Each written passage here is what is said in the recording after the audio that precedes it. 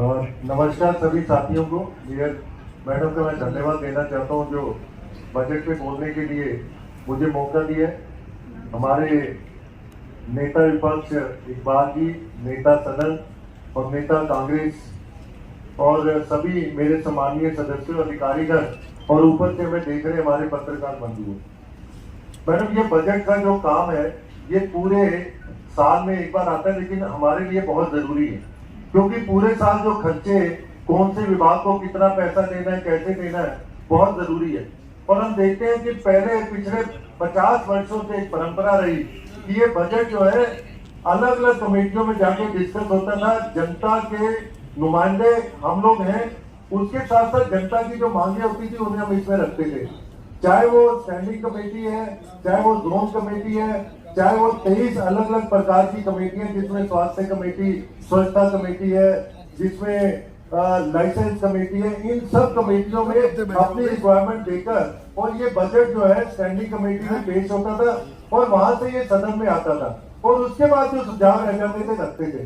तो ये पूरी प्रक्रिया ऐसी थी जिसमें पूरे लोकतांत्रिक व्यवस्था में सभी लोग पार्टिसिपेट करते थे और बहुत सारी नई नई चीजें निकल कर आती थी, जिसमें रेवेन्यू बढ़ाने की बातें भी होती थी, खर्चे को कम करने की बातें भी होती थी और जनता की मांगे भी रखी जाती थी। लेकिन अफसोस ये है कि सीधा बजट हाउस में आया, उसमें भी आप 3-4 मिनट का टाइम दे रहे हैं। मुझे लगता है कि टाइम लिमिट खत्म होनी चाहिए। मैं सबके लिए बोल रहा हूँ, चाहे वो सत्ता पक्ष है, चाहे विपक्ष है, चाहे वो कांग्रेस है, सबके लिए मैं बोल रहा हूँ कि इसमें टाइम लिमिट ना रखें। हम अगले 3-4-5 दिन तक बैठकर इसमें विस्तृत चर्चा करना चाहते हैं। लेकिन अफसोस की बात है कि जैसे नेता कांग्रेस ने अभी प्रश्न उठाया और मैंने भी अभी समाचार में देखा कि नेता जो हमारे सदन के हैं उन्होंने एक कॉपी जो है वो सेक्रेटरी को दी। वो क्या कॉपी है अपने भाषण में या इनके सदस्य उसका खुलासा करें। अगर पहले से आपने बजट बनाकर दे दिया है तो उनसे चर्चा करवाने का क्या मतलब है? हम कुछ सुझाव देंगे, हम देना चाहते हैं कि कुछ चीजों के अंदर बजट को बढ़ाना चाहिए। जैसे अभी नेता विपक्ष ने और बाकी लोगों ने बोला कि जो कुत्तों की जो है समस्या बहुत ज्यादा बढ़ रही है, लोगों की डेथ हुई है, छोटे छोटे बच्चों पर हमला कर रहे हैं, क्यों नहीं उसमें बजट बढ़ाकर जो है जो बांधेकरण के जो सेंटर है उन्हें बढ़ाया जाए? क्यों नहीं ज्यादा वैंस पूरे एक साल में खरीदी गई? ये तो 5 करोड़ के अंदर है, ये काम हो सकता था, वो क्यों नहीं हुआ? क्यों सड़कों में घूमती हुई गाय जिनके लिए आपने भी प्रॉमिस किया था कि नई गाड़ियां आएंगी, एक भी गाड़ी नहीं आई। उसके अलावा नई गौशालाएं खुलनी चाहिए थी। आप पूर्वी दिल्ली से गाय उठाकर नरेला में लेकर जाएंगे, पूरे दिन में 3 गायों को आप शिफ्ट कर सकते हो। क्यों नहीं पूर्वी दिल्ली में अब तक 1 साल में गौशालाएं खोली गई? इनके लिए बजट चाहिए। अगर आपने पहले प्रोविजन करके नेता सदन ने जो है वो दे दिया सेक्रेटरी को, तो कैसे प्रोविजन होगा? मैं मांग करता हूं कि इसमें कम से कम 25 करोड़ रुपए हर साल का इसमें बढ़ोतरी की जाए। मैं एक और चीज देख रहा हूं कि जनरल कई बार क्या होता है, बजट पे ध्यान नहीं देते। हमें जो इस साल का बजट आपने रखा 15,952 करोड़ रुपए, 15,000 करोड़ रुपए सुनकर दिल्ली की जनता और हमें भी लगता है कि बहुत सारा पैसा आ रहा है और वो डेवलपमेंट में लगेगा। लेकिन पिछले सालों के हमने देखा है कि 950 करोड़ से ज्यादा की आज तक आमदनी नहीं हुई। आप प्लान कर रहे हैं 16,000 करोड़ रुपए, आमदनी आपको 9,500 करोड़ रुपए की है। 6,000 करोड़ के घाटे से आप बजट रख के आप किसे खुश कर रहे हैं? कौन सी जनता को खुश कर रहे हैं? और इस पूरे साल में हमने देखा कि स्टैंडिंग कमेटी नहीं होने की वजह से 5 करोड़ से ऊपर के कोई भी कॉन्ट्रैक्ट पास नहीं हो पाए। चाहे वो कूड़े के ढेर के, चाहे वो पार्किंग बनने के, चाहे वो स्कूल बनने के। वो जो पैसा बचा है वो कहां जा रहा है? वो पैसे का पता नहीं लग रहा है। आपने प्रॉमिस किया था कि 1 तारीख को सारे कर्मचारियों को तनख्वाह देंगे। जब आपने अगस्त में ये घोषणा की थी, मैंने उसी समय एक वीडियो बनाया था। मैंने कहा ये सिर्फ घोषणा है, ये झूठ है। और नवंबर-दिसंबर में आके आपकी कलाई खुल गई। नवंबर की तनख्वाह क्यों 2 जनवरी को दी गई और दिसंबर की तनख्वाह अभी तक सभी कर्मचारियों क्यों नहीं दी गई? वो पैसे का हम हिसाब चाहते हैं जो बड़े प्रोजेक्ट में लगा नहीं, आपके बजट में पड़ा हुआ है, उसके बावजूद कर्मचारियों को तनख्वाह समय से क्यों नहीं मिल पा रही, इसका हिसाब भी नेता सदन से मैं मांगता हूँ।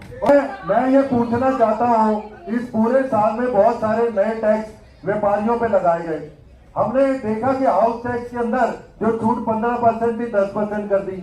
आपने जो 12% का रेट था छोटे व्यापारियों का 20% कर दिया। आपने उसके अलावा और बहुत सारे टैक्स व्यापारियों पर लगाए, जिसमें जो है कवर चार्ज के नाम पे 500 रुपए से लेके 5,000 रुपए हर महीने वसूले जा रहे हैं। तो ये जो टैक्स इतने लगाए, इससे जो पैसा है वो कहाँ गया, उसका हिसाब कहाँ है वो बताया जाए। क्यों अभी तक तनख्वाहें समय से नहीं दी जा रही? हम ये भी देख रहे हैं कि जो कर्मचारी है उनके लिए लगातार झूठे वादे आपने किए।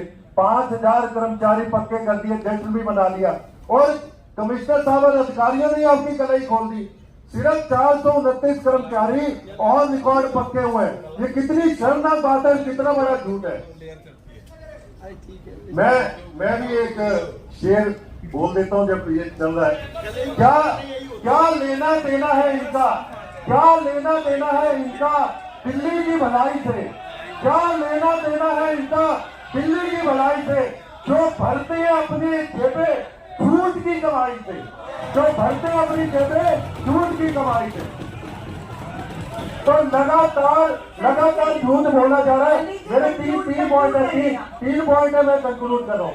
मैं ये कहना चाहता हूँ, मैं कहना चाहता हूँ कि जो कूड़े के ढेर पे लगातार राजनीति हो रही है, केजरीवाल जी भी कई बार चले गए और उन्होंने वादा किया 2024 दिसंबर में इन कूड़े के ढेर खत्म हो जाएंगे। मैं आपको और रिकॉर्ड देना चाहता हूँ, अब तक 203 लाख मीट्रिक टन कूड़ा था। आप इन एक साल के अंदर सिर्फ 1/4 कूड़ा साफ कर सके, जबकि टारगेट था दिसंबर तक करने का। क्यों नहीं हुआ अब तक? और हमारे टाइम पे, हाँ सुनो, सुनने की ताकत रखो, 3 लाख मीट्रिक टन से ज्यादा कूड़ा था। हमने प्रोसेस बना के दिया, हमने ट्रोमिल लगा के दी, हमने कॉन्ट्रैक्ट दिया आपको, आप उसे नहीं समझ पाए। हमने एक नया प्रोसेस बना के दिया आप उसे। मैं कहना चाहता हूँ कि आज दिल्ली में पार्कों की हालत बद से बदतर होती जा रही है।